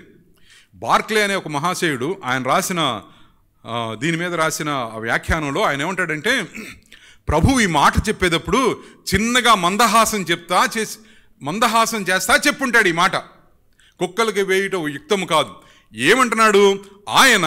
యూదుల్లో ఇది ఉంచుసారా, ఇతర జాతుల్లో వాళ్ళని కుక్కలుగా చూసే ఆ సంస్కృతి ఉందే, ఆ నీచమైన సంస్కృతి ఉందే, దాన్ని ఆయన ఎత్తి చూపిస్తా ఉన్నాడు. దాన్ని ఆయన ఎండగడతా ఉన్నాడు. మరి ప్రభు అట్లా చేయడు, కానీ వెటకారం చేస్తున్నాడు. అట్లా వెటకారం చేస్తూ ఉన్నాడు ఆయన, అపహాస్యం చేస్తూ ఉన్నాడు యూదుల్లో ఉన్న ఈ నమ్మకం. ఎందుకంటే నేను యూదుడిని కాబట్టి నేను అధికుణ్ణి అనుకుంటారు సరా. అన్యజనుల కంటే, కుక్కల్ని, స్త్రీలని, అన్యజనుల్ని ఒకే ఘాటను కట్టిన ఈ సంస్కృతిని ఆయన ఎండగడతా ఉన్నాడు.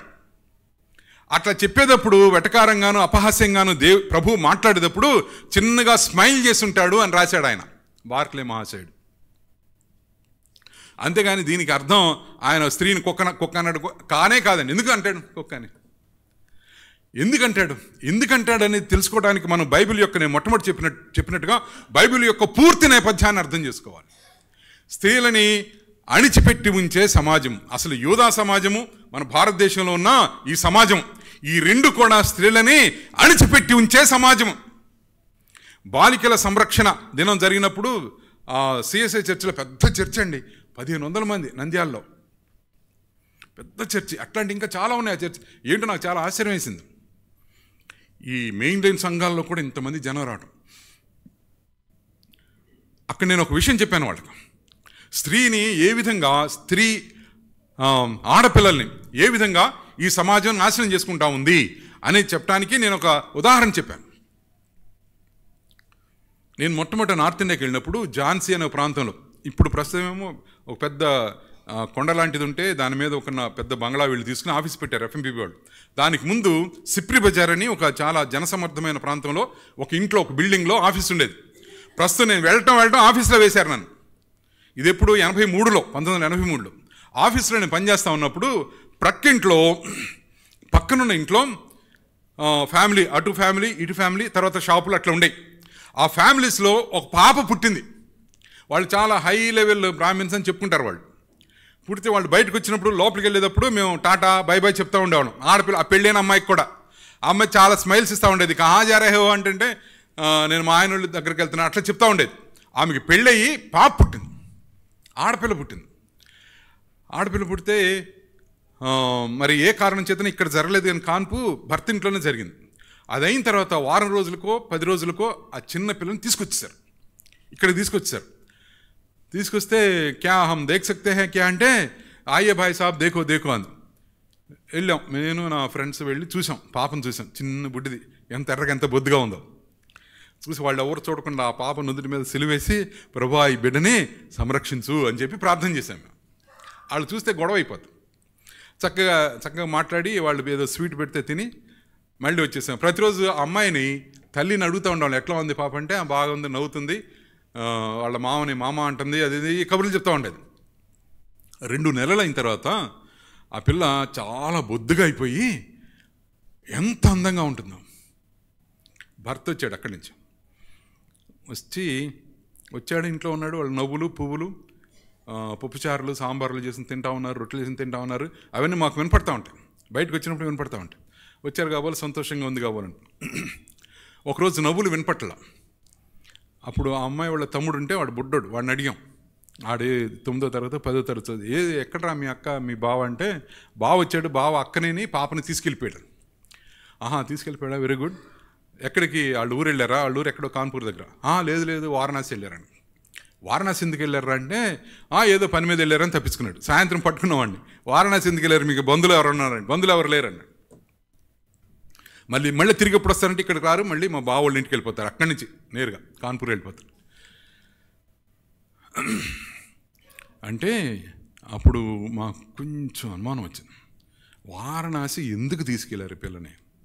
వాడిని ఇంకా బాగా గుచ్చి అడిగితే వాడు అన్నాడు, ఆడపిల్లని తీసుకుని ఇంటికి రావద్దని మా అక్కోళ్ళు అత్తగారు చెప్పారు, మా ఇంట్లో కూడా ఎవరికి ఇష్టం లేదు ఆడపిల్ల, అందుకని వారణాసి తీసుకెళ్ళారు. ఏమైందిరా వారణాసిలో? వారణాసిలో మేము ఆ పిల్లని దేవునికి సమర్పించేసామన్నాడు. 2 నెలల పిల్లని ఇది ఎప్పుడు జరిగింది? 83లో. ఏంట్రా సమర్పించడం అంటే ఏంట్రా అంటే, ఏ దేవుడికి సమర్పించారు? అక్కడ కాశీ విశ్వనాథుడు ఉన్నాడు, పాపం ఆయన ఇట్లాంటి ఏం అంగీకరించడు. ఆయనకి డబ్బులు ఇట్లాంటి పూజలు కావాలి, కానీ మనుషుల్ని అంగీకరించే అది కాదు, సంప్రదాయం కాదు. కాశీ విశ్వనాథుడు ఎవరికి ఇచ్చారా? కాశీ విశ్వనాథుడికి ఇచ్చారంటే అబ్బెబ్బే లేదు ఆయన తీసుకోడను. మరి ఎవరికి ఇచ్చారంటే గంగమ్మ తల్లికి ఇచ్చామన్నాడు. గంగమ్మ తల్లికి ఇచ్చేసామన్నాడు. ఏం చేశారు మీరు గంగమ్మ తల్లికి? ఆ ప్రక్కన ఏదైనా గుడి ఉంటే అక్కడ పడేసి వచ్చారా? లేకపోతే గంగమ్మ తల్లి పేరు మీద ఎవరైనా పూజారులు ఉంటే వాళ్ళకి ఇచ్చేసి వచ్చారా? ఏంటి అంటే వాడు అన్నాడు, అదేం లేదు, బాగా ప్రార్థన చేసుకుని పూజ చేసి అన్ని గుళ్ళలో పూజ చేసి పాపని గంగానదిలో వదిలేశాం. వెళ్ళిపోయారు. మీకు గుండెలు పగిలిపోయే ఒక వార్త చెప్తా ఉన్నా. ఇప్పటికీ కూడా ఆ ఆచారం నడుస్తూనే ఉంది. అడపదడప ఆడపిల్లలు అదృశ్యమైపోతా ఉన్నారు. అదృశ్యమైపోతే ఎవడో కిడ్నాప్ చేసి తీసుకెట్టలేదండి, తల్లిదండ్రులే పిల్లని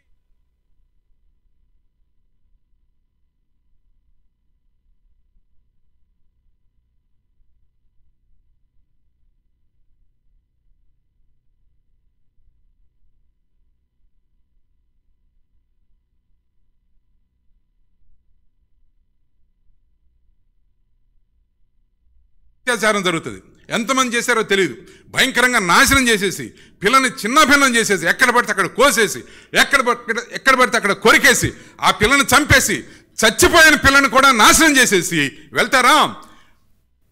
అమ్మాయి డాక్టర్, ఆ హాస్పిటల్ సూపరింటెండెంట్ వచ్చి అంటాడు, సీసీ కెమెరాలు ఆ రోజు పనిచేయట్లేదని చెప్తాడు. వాడిని అక్కడికక్కడే పట్టుకుని ఉరి తీయద్దాం, తీయదు ప్రభుత్వం. ఎందుకంటే అలాంటి వాళ్ళని సంరక్షించే ప్రభుత్వాలు మనవి. ఏ ప్రభుత్వము మినహాయింపు కాదు. ఆడపిల్లలకి భద్రత లేని దేశాల్లో, ఈ అరబ్ కంట్రీస్ ఉన్నాయి కదా, వాళ్ళ రూల్స్ ప్రకారం వాళ్ళు నడుస్తారు. మన దేశంలో చాలా భయంకరమైన పరిస్థితి ఆడపిల్లలకు వ్యతిరేకంగా ఉంది. ఎవరు సృష్టిస్తున్నారు ఇదంతా? స్త్రీనిగాను పురుషునిగాను సమాజంగా సృష్టి చేసిన దేవునికి వ్యతిరేకంగా సైతాను యొక్క ప్లాన్స్. ఆడవాళ్ళు తక్కువ, మగవాళ్ళు ఎక్కువ. ఇక్కడ ఒక సమాజం ఉంది, గ్రీసు దేశపు సమాజం. గ్రీసు దేశపు సమాజంలో ఒక స్త్రీ వచ్చి తన కుమార్తె కొరకు పోరాటం చేస్తూ ఉన్నాడు. తన కుమార్తె కొరకు పోరాటం చేస్తూ ఉంది. ప్రభువా, ఇంట్లో వదిలిచ్చాను, ఏం చేస్తుందో తెలియదు. ప్రభువా, నా బిడ్డను కాపాడు. ఆయన అంటున్నాడు, ఆయన ఈ యూదా సమాజాన్ని, శిష్యులందరూ ఉన్నారు కదా, శిష్యులు అన్నారు పంపించారు అదా అంటున్నారు. ఎందుకు అరుస్తుంది? అందరూ మనం చూస్తూ ఉన్నారు. అందరూ వచ్చి పడిపోతారు మన మీద. ఈ అమ్మాయి అరుస్తుంటే అందరూ వచ్చి పడిపోతారు. అందరూ వచ్చి ఏదో చెప్తారు. మనకి భోజనానికి ఆలస్యం అయిపోతుంది. సాయంత్రం మళ్ళీ తిరిగి వెళ్ళాలి కదా, ఏ కపెర్నహూమ కానా వెళ్ళాలి కదా, ఏ బేతనికి వెళ్ళాలి కదా, అది లేట్ అయిపోద్ది. ఈవెన్ని ఎట్లాగైనా వదిలించుకోవడానికి వచ్చిన వాడైతే ప్రభు ఎందుకు అవుతాడు? ప్రభు ఆమె దగ్గరకు వచ్చి ఆమె రొక్కేట్లుగా చేసుకున్నాడు. నైవేద్యం తెచ్చింది తూరు కుమార్తె. ప్రార్థనా నైవేద్యము, ప్రార్థనా ధూపం వేస్తూ ఉంది. ప్రభువా, యు ఆర్ మై గాడ్. నువ్వు దావీదు కుమారుడివి మాత్రమే కాదు, దావీదు కుమారుడివి యూదులకి, నాకు నా దేవుడివి, నా నాథుడివి, నాకు సమస్తం చేసి పెట్టే మహామహా దేవుడివి, సృష్టికర్తవి. ఇదిగో నైవేద్యము, నా కన్నీటి నైవేద్యము. మొక్కుతా ఉంది ఆయనకి. మొక్కుబళ్ళు చెల్లించడం అంటే ఏదో ఒక సామాన్ తీసుకొచ్చి ప్రభుకి ఇవ్వడం. మామూలుగా మొక్కేసింది. ఎట్లా మొక్కుతుంది? ఏది నీ మొక్కుబడి? ప్రార్థన చేసేటప్పుడు ఏది నీ మొక్కుబడి? ప్రార్థన చేసేటప్పుడు నువ్వు దేవుని పట్ల నీకు హృదయంలో అత్యంత విలువైన ఆరాధన, నీ హృదయంలో అత్యంత విలువైన పూజ నీ హృదయంలో ఉన్నదంటానికి సూచన ఏది? ప్రార్థన చేసే ముందు దేవునికి మొక్కుతున్నావా? ప్రభువుకి మొక్కుతున్నావా? ప్రభువుకి ఆరాధన చేస్తా ఉన్నావా? ఆరాధన చేసేటప్పుడు ఆయన చూస్తాడు, ఏం తీసుకొచ్చావు మొక్కుబళ్ళు అంటాడు. ప్రభువా, నా హృదయాన్ని తీసుకొచ్చా. అబ్బే, అందరూ అనే మాటే, నా హృదయం ఇచ్చేస్తా, నా హృదయంలోకి రాని. అట్లా కాదు. ఏది నీ మొక్కుబడి అంటే, ఈ స్త్రీ అంటుంది, నా కన్నీళ్లు చూడలేదా నువ్వు అంటుంది. నా కన్నీళ్లు చూడలేదా? నా హృదయంలో ఉన్న ఈ ఆరాటం చూడలేదా నువ్వు? నా హృదయంలో ఉన్న ఈ గాయం చూడలేదా నువ్వు? ఏమైందమ్మా? నా కుమార్తె బహుగా బాధపడతా ఉంది. కుమార్తెల కొరకు ప్రార్థన చేసే తల్లులు, కుమారుల కొరకు ప్రార్థన చేసే తల్లులు, ఎట్లా వదిలేస్తున్నాం మనం పిల్లల్ని? ఎలా వదిలేస్తా ఉన్నాం? ఏదైనా జ్వరం వస్తే దేవుని దగ్గరికి వెళ్తాం. అది కూడా మామూలు ప్రార్థనే, మొక్కుబడి ప్రార్థన అంటాం మనం తెలుగులో. కానీ మొక్కుబడులు చెల్లించి చేసే ప్రార్థన కాదది. కన్నీటిని చెల్లించి చేసే ప్రార్థన కాదది.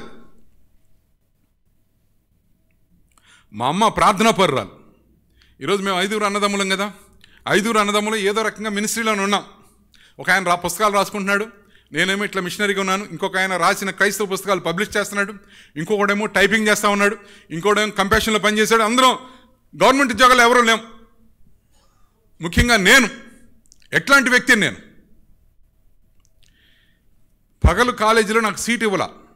ఎందుకంటే నేను ఇంటర్మీడియట్లో తప్పా, 2 సార్లు తప్పి 3సారి పాస్ అయ్యా. అప్పుడు ఏం చేశారంటే, మీ ఎక్కడ సీట్ దొరకలా, లయోలా కాలేజ్ వదిలేసేయండి. ఏది దొరకలా, ఒక్క ఎస్ఆర్ఆర్లోనే మాకు అవకాశం ఉంది, గవర్నమెంట్ కాలేజ్ అది. అక్కడికి వెళ్ళి మా నాన్నగారు రిక్వెస్ట్ చేశాడు ప్రిన్సిపాల్ని, సార్ ఎట్లా సార్ అంటే, ఇంకా తెలిసిన లెక్చరర్ని ఒక ఆయన తీసుకెళ్ళాడు. తెలిసిన లెక్చరర్ అన్నాడు, ఏదన్నా ఇప్పుడు బిఏ అనేసరికి ఎకనామిక్స్కి చాలా హై ఇంపార్టెన్స్ ఉంటుంది, బీకామ్ అంటే కామర్స్కి ఇంపార్టెన్స్ ఉంటుంది, అట్లా ఉంటుంది కదా. బిఏలో అత్యంత హీనమైన అధమమైన సబ్జెక్ట్ ఏంటంటే హిస్టరీ. పోనీ హిస్టరీ అన్న ఇవ్వండి అంటే అది కూడా ఇవ్వనన్నాడు ఆయన. సాధారణంగా గవర్నమెంట్ కాలేజీలో వెంటనే ఇస్తారు సీటు, అప్పుడు ఇవ్వలా.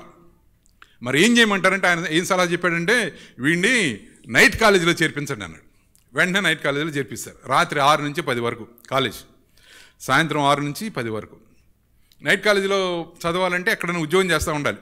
నాన్నగారు ఏం చేశారంటే, ఒక ఆయన ఆప్కో ఫ్యాబ్రిక్స్లో ఆడిటర్గా ఉండేవాడు, ఒక ఆప్కో ఫ్యాబ్రిక్ షాప్లో నన్ను సేల్స్మెన్గా పెట్టాడు.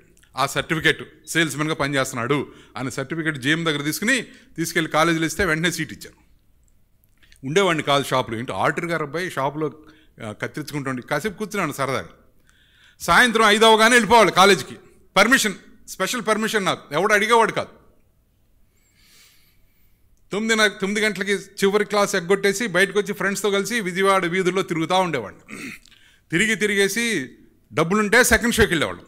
సెకండ్ షోకి వెళ్ళకపోతే ఎక్కడో ఏ అరుగు దగ్గర ఏ మెట్ల దగ్గర కూర్చుని కబుర్లు చెప్పుకునేవాళ్ళం. సిగరెట్లు, సినిమాలు, ఇదే జీవితం. రాజకీయాలు, అదే జీవితం. తిరిగి 2 గంటలకో 3 గంటలకు ఇంటికి వెళ్ళేవాడిని. ఇంటికి వెళ్ళిన తర్వాత బయట నా కోసం మంచం వేసేవాళ్ళు. మంచం ఉండేది, లోపల అన్నయ్యలు, తమ్ముళ్ళు, అమ్మ, నాన్న పడుకునేవాళ్ళు ఇంట్లో. ఆ మంచం మీద పడుకునేవాడు. నేను లేచేసరికి అందరూ పనులకు వెళ్ళిపోయేవాడు. కాలేజీకి వెళ్ళేవాడు, కాలేజీకి, పనులకి వెళ్ళి అమ్మా నాన్న పనులకి, నేను ఒక్కనే ఉండేవాడిని రోజంతా. అది నా జీవితం. కానీ కొన్నిసార్లు నేను ఇంటికి వచ్చినప్పుడు లోపల నుంచి ఏడుస్తున్న అమ్మ స్వరం వినపడేది. నాకు ఏడుస్తూ ఉండేది. ఎవరి కోసం? నా కోసమే. నా పేరు చెప్తా ఉండేది. శాంతమ్మను నువ్వు కాపాడని చెప్తా ఉండేది. శాంతమ్మని నీ మార్గంలోకి తెచ్చుకొని చెప్తా ఉండేది. నేను తలుపు దగ్గర నిలబడి కాసేపు వినేసి మనసు వికలం అయిపోతే వచ్చేసేవాడిని. నేను ఎక్కడికి వెళ్ళినా ఈ సాక్ష్యం చెప్తాను. విలిపించే తల్లుల సాక్ష్యం కావాలి. ప్రతి సంఘములోనూ ఏడ్చే తల్లులు కావాలి. ప్రతి సంఘములోనూ తన పిల్లల కొరకు ఏడ్చి ఏంటి మీ పిల్లలు రక్షణ పొందకపోతే దెయ్యం పట్టలేదు అనుకుంటున్నారా? కాదండి. వాళ్ళది క్లాసికల్ మేనిఫెస్టేషన్ కాదు, కాంప్లెక్స్ మేనిఫెస్టేషన్లో ఉన్నారు. రకరకాలుగా మాట్లాడుతూ ఉన్నారు, రకరకాలైన దృశ్యాలు చూస్తూ ఉన్నారు. బయటికి వెళ్ళినప్పుడు యేసు ప్రభు గురించి ఒక్క మాట కూడా రావట్లేదు. యేసు ప్రభు గురించి చెప్తే ఇరిటేట్ అయిపోతా ఉన్నారు.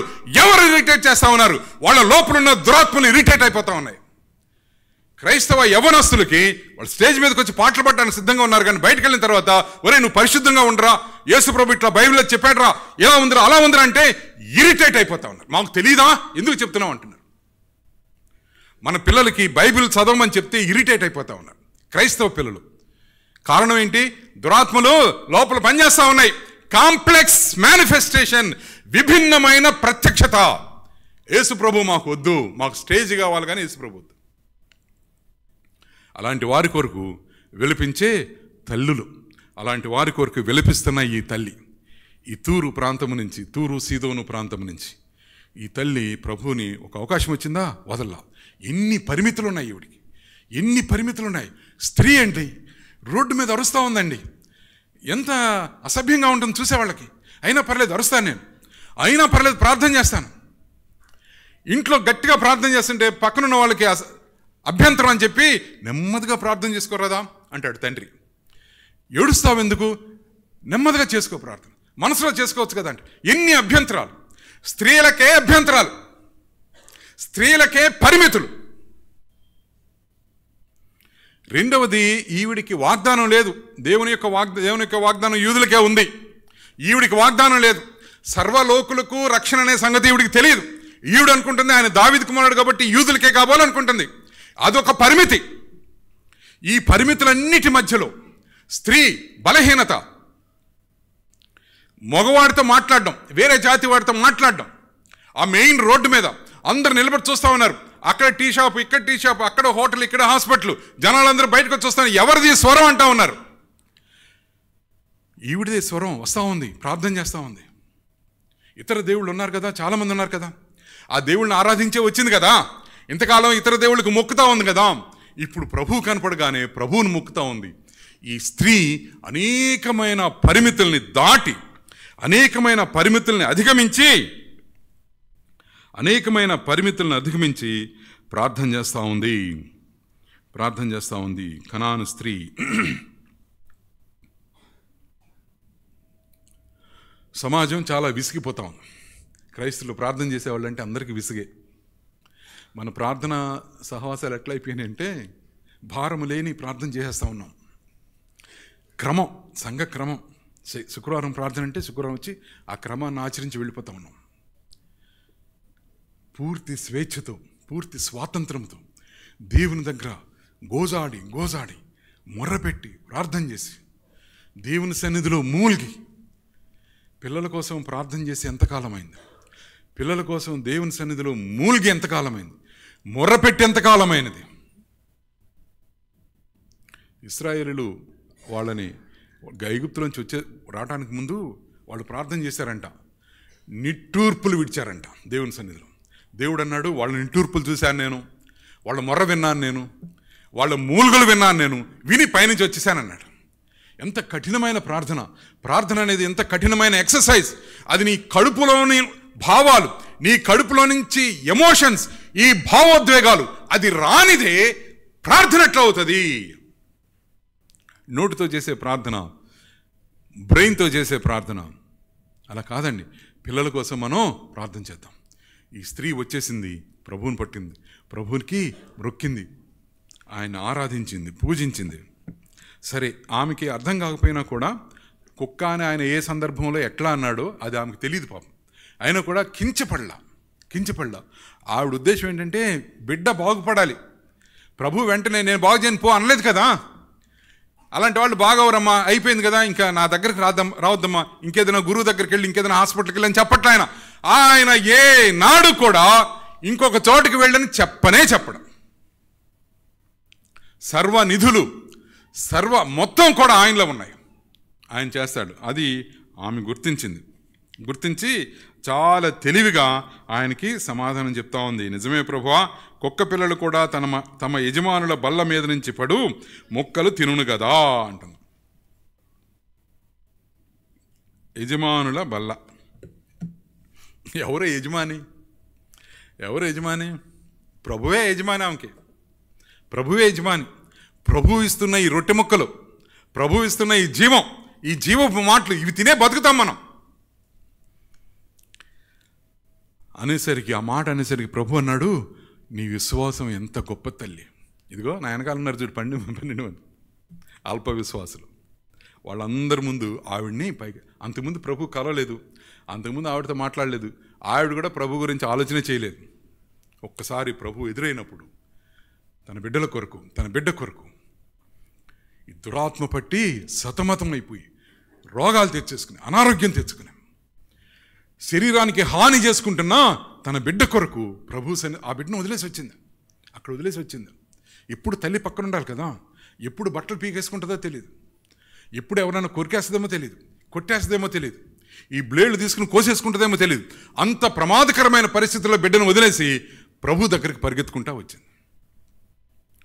ఆమె విశ్వాసం గొప్పది. మన విశ్వాసం కూడా గొప్పగా ఉండాలని ప్రభు ఈ రాత్రి కోరుకుంటా ఉన్నాడు. ఈ విశ్వాసం ఎక్కడ మనం చూపిస్తామంటే, మన విశ్వాసం ఎక్కడ మేనిఫెస్ట్ అవుతుంది, ఎక్కడ ప్రత్యక్షపడుతుంది, ఎక్కడ తెలుసుదంటే ప్రభువుకి మన ప్రార్థనలో తెలుసుది. మన ప్రార్థనలో ఉన్న నిలకడ, మన ప్రార్థనలో ఉన్న వేదన, మన ప్రార్థన చేసేటప్పుడు మనలో కలిగే సంఘర్షణ, ప్రభు దగ్గరికి ఆయనకు మొక్కి నైవేద్యం పెట్టి మన పిల్లల కొరకు మనం ప్రార్థన చేద్దాం. సంఘంలో ఉన్న ప్రతి యవ్వనస్తుల కొరకు, బాలుర కొరకు, బాలికల కొరకు మనం ప్రార్థన చేద్దాం. ముఖ్యంగా బాలికలు అదృశ్యమైపోతున్నా ఎంత తేలిగ్గా మాట్లాడుతున్నారు బాలికల గురించి, ఎంత తేలిక. ఒకడంటాడు గబాలను 25,000 మంది పిల్లలు ఎగిరిపోయారు లేరంటాడు, 30,000 మంది పిల్లలు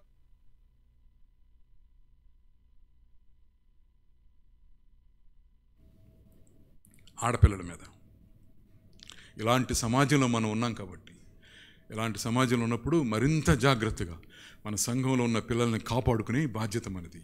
ఈ తూరు ప్రాంతం నుంచి వచ్చిన ఈ మహిళ, తూరు కుమార్తె నీకు నైవేద్యం తీసుకొచ్చింది, నీకు ప్రార్థనా నైవేద్యం తీసుకొచ్చింది, ఆరాధన నైవేద్యం తీసుకొచ్చింది. మనం దేవుని దగ్గరికి వెళ్ళినప్పుడు ప్రార్థనా నైవేద్యంతో, ఆరాధనా నైవేద్యంతో ఆయనకు మొక్కి మన పిల్లల గురించి ప్రభువు చెబుదాం.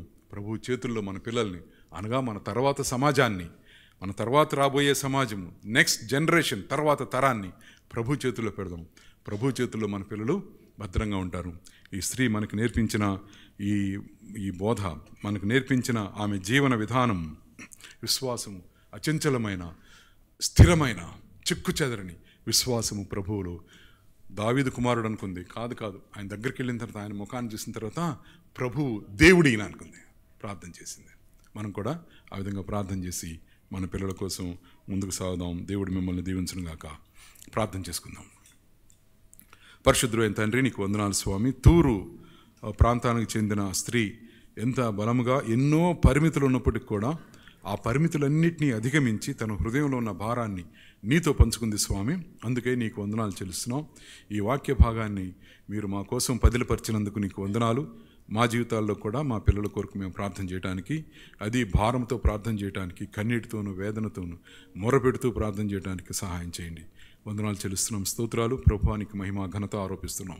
క్రీస్తు పేర ప్రార్థించి వేడుకొంచున్నాం తండ్రి. ఆమెన్.